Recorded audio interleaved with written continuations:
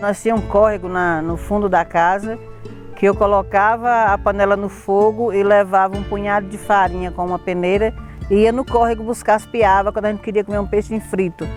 Então eu levava um punhadinho de farinha, uma peneira e só jogava lá, apanhava aquele punhado de piaba e voltava para casa, deixando o arroz cozinhar. Então quando a gente voltava, limpava as piabas e fritava, era tempo que o arroz terminava de secar e o almoço estava pronto. Porque a gente não perdia a roça naquele tempo, que a gente fazia a roça, não perdia. Você colhia, plantar o feijão, colhia, mandioca colhia, o arroz colhia, o milho também. A gente desmatava com a foice, juntava aquelas corvadas, queimava, plantava mandioca, plantava o feijão, né? Aquela alimentação saudável, né? O nosso povo vivia na beira de São Francisco, o povo Chacriabá, à beira do rio, né? Uma terra fértil. Porque naquele tempo que eu conheci, o Marimbu era um meio mundo de água, daqui até baixo, né?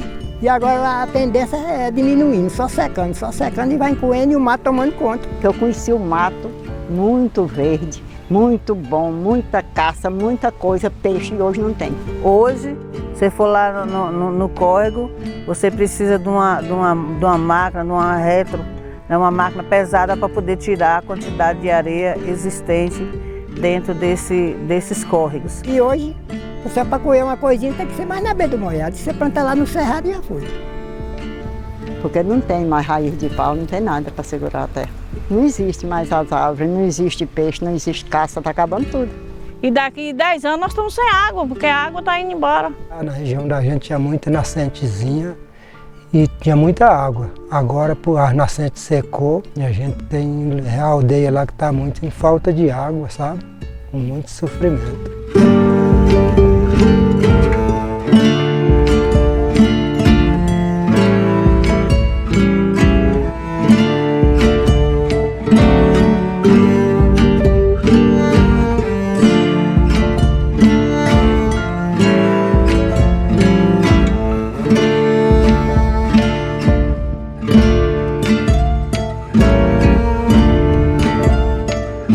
O Cerrado cobre 1/4 do território do Brasil, é a savana mais biodiversa do mundo, é conhecido como a caixa d'água do Brasil, porque 8 das 12 bacias hidrográficas que correm no país têm nascentes aqui no Cerrado e as taxas de desmatamento no Cerrado estão muito altas. O Cerrado tem sido considerado o celeiro de produção agropecuária do Brasil, de grãos, né? Isso pela sociedade é visto como uma coisa muito positiva, então há um apoio institucional do governo e também da sociedade como um todo. Mas isso tem gerado uma série de impactos que podem ser irreversíveis para o Cerrado, né? Então, as propriedades privadas, elas têm sido massivamente desmatadas e a vegetação nativa do Cerrado tem sido substituída por pasto, por cana, por eucalipto, algodão, milho, mas principalmente soja, né? É o principal grão que é produzido no Cerrado.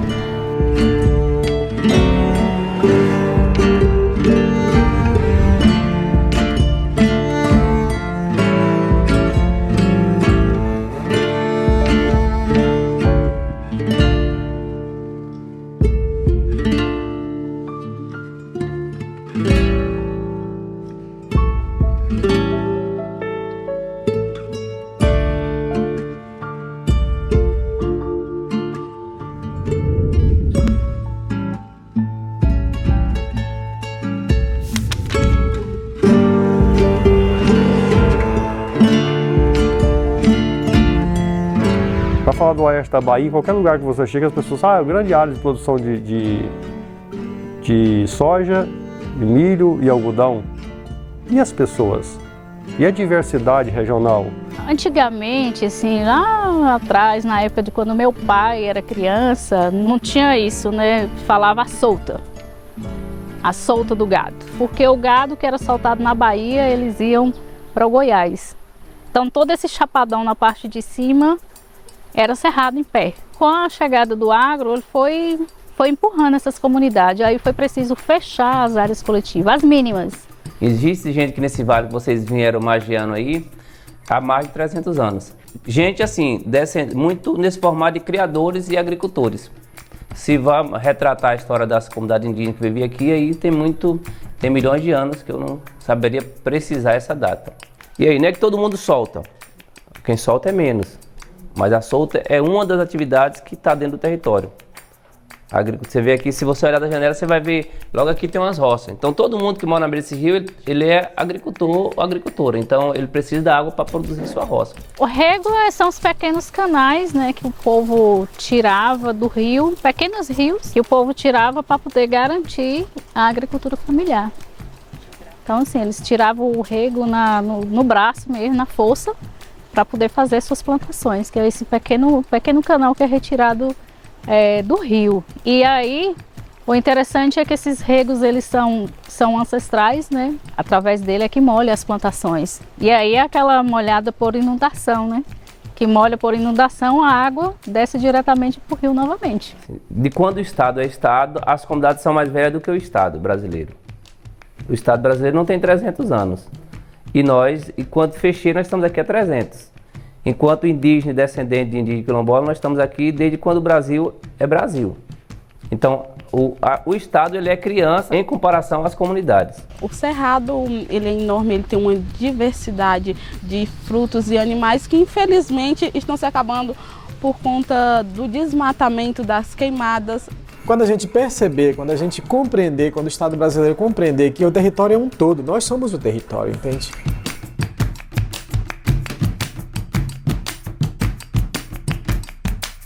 No Rego Grande hoje não existe uma gota de água. O Rego Grande, a gente nasceu aqui na beira desse rio, todo mundo sabe nadar. Assim, hoje que eu não consigo ensinar meus filhos a nadar. Mas o que ocorreu é que esse processo de extração da água dos lençóis freáticos e dos piscinões sugou a água, então baixou a vazão do rio. Se você suga a água do lençol, vai perder vazão. E todos os outros rios e riachos que dependem dos lençóis para se alimentar, vai perder água. E foi o que ocorreu aqui.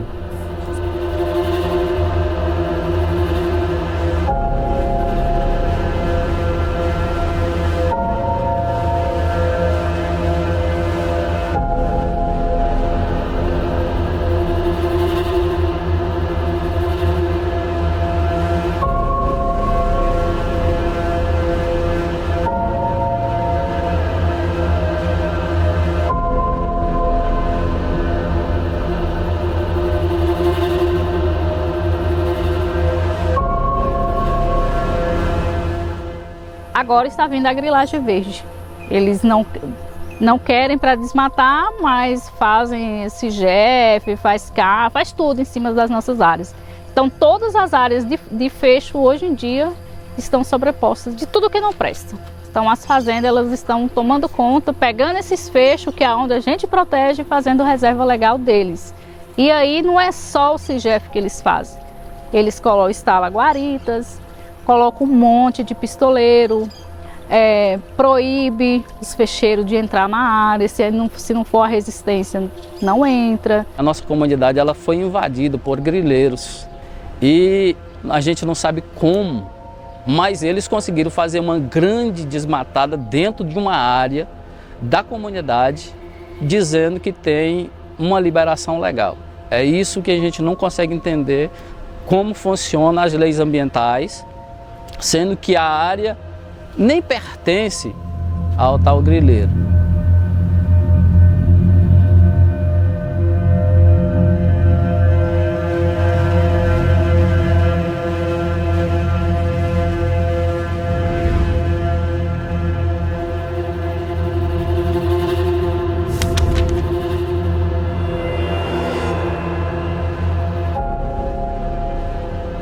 Como gestor ambiental e até mesmo como cidadão, a gente fica com muito receio da região do Nordeste goiano repetir o mesmo processo de ocupação desordenada que teve na região do Oeste baiano. Que era um rio que as crianças iam tudo para ele, né? A gente ia para ele e hoje em dia... O problema é dos pivôs, porque está acabando nossa água ali. Porque o povo disse que o pivô, o poço, não atinge a água, mas é que essa água nós bebemos é que sobra de baixo. A gente vendeu muito tempo na feira. Né? Teve um tempo que a gente ficou muito empenhado na questão de plantio, só que a gente não teve apoio, não tinha apoio de nada. Aí a gente foi deixando, sabe? 20 e poucos dias sem água, minha vaquinha tá tudo morrendo de sede ali, ó, berrando lá, olhando para mim e berrando. Por quê? Não tem assistência aqui. Mas é isso aí. A gente é pobre, vem lutando, né? Mas...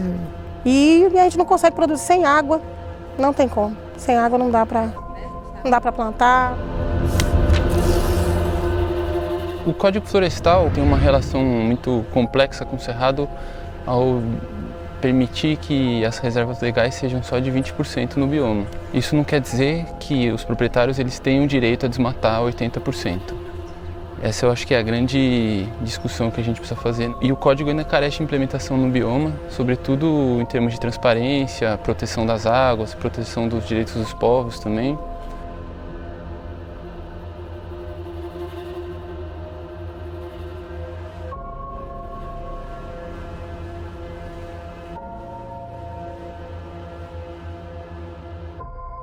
Uma coisa importante que o código trouxe foi explicitar o uso do fogo.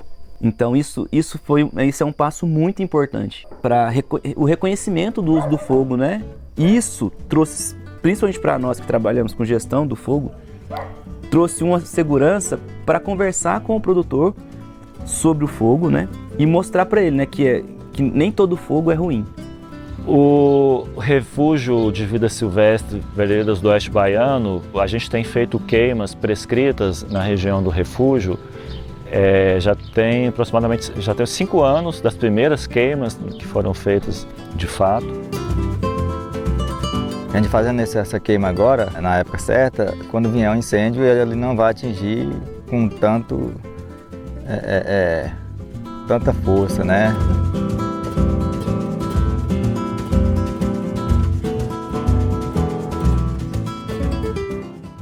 A gente precisa começar a olhar qual agenda positiva a gente pode pensar de implementação do Código Florestal, né? Então, por exemplo, quais são os benefícios que podem alcançar os produtores? A gente precisa regulamentar o artigo 41, que prevê vários apoios, principalmente a pequenos produtores, para a implementação do código, e tem um elemento, uma camada do código que chama excedente, né? O excedente, ele é o quê? É além do que é obrigatório preservar. E esse além, ele pode ser pago ao produtor, né? Então, quais são os mecanismos, os instrumentos financeiros que podem apoiar isso? No bioma cerrado como um todo, são 160 e quase 162 mil polígonos que têm excedente, somando um total de excedente de mais de quase 33 milhões de hectares. Isso equivale a 44% do total de excedentes no país. A pressão que o Cerrado sofre é generalizada em todos os biomas, porque as ameaças elas vão se renovando. Acho que uma das principais formas de proteger o Cerrado que a gente tem é mesmo implementando de forma adequada, eficiente e inteligente o Código Florestal, que é um instrumento importante apesar de suas limitações.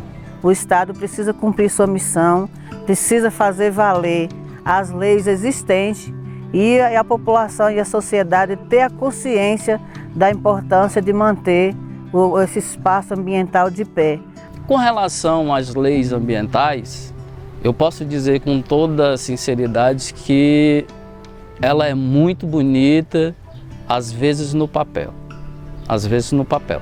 Porque se ela funcionasse na verdade, nós não estaríamos com a dificuldade que nós temos hoje, a nossa realidade. A realidade dos ribeirinhos, a realidade do pessoal que mora ali e que depende do cerrado, dos frutos do cerrado. As populações tradicionais carregam consigo conhecimentos ancestrais sobre o domínio das plantas para a utilização de medicamentos, as ervas, as raízes, as águas, a forma de utilizar toda essa cosmosensibilidade do território, né? Portanto, a floresta também é sociedade e as pessoas também são floresta, entende? Então não há essa subdivisão. Isso é preciso que no Código Florestal, na sua implementação, o Estado, que é o implementador, que é o fazedor, que é o efetivador da política, ele compreenda isso. O meio ambiente também tem que ser respeitado não como um objeto, né, mas como uma fonte de vida. E eu acho que essa atualização do pensamento pode parecer muito distante, mas nas conversas que nós tivemos aí com muitas pessoas, isso é natural.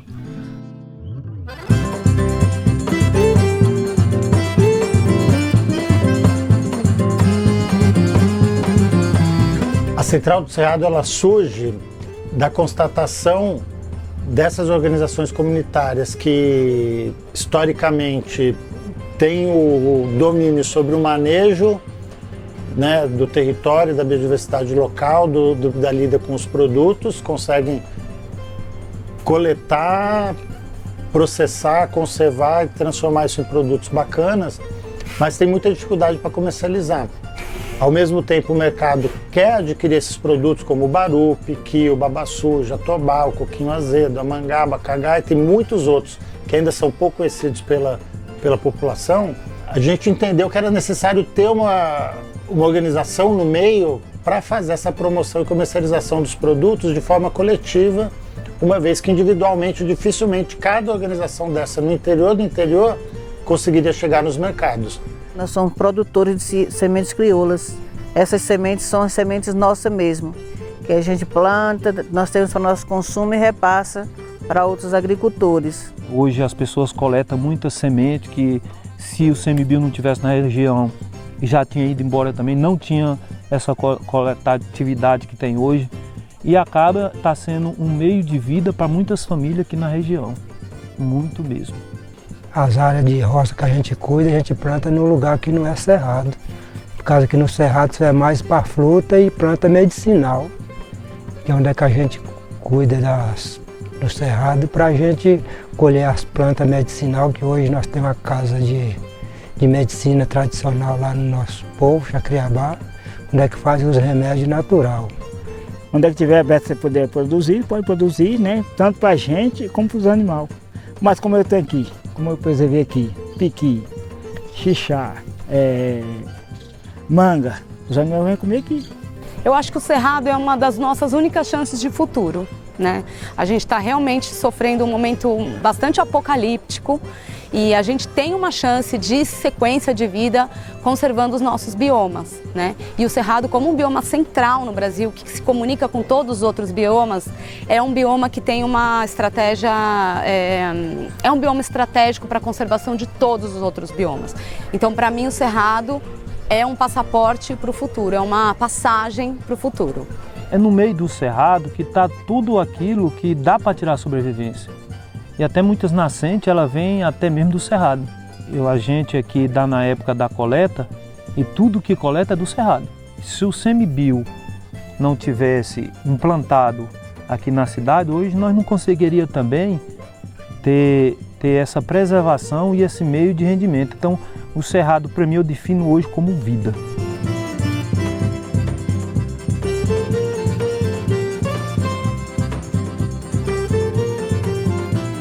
É apaixonante viver no cerrado, um ar diferente.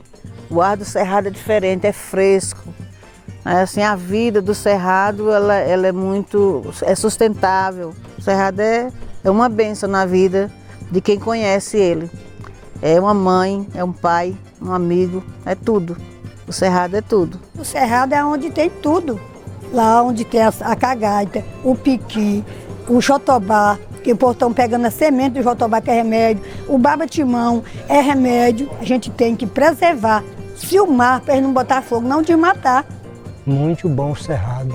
É um meio de sobrevivência da gente que vive no cerrado. Tem muita fruta. A gente vive no cerrado, é uma coisa muito boa.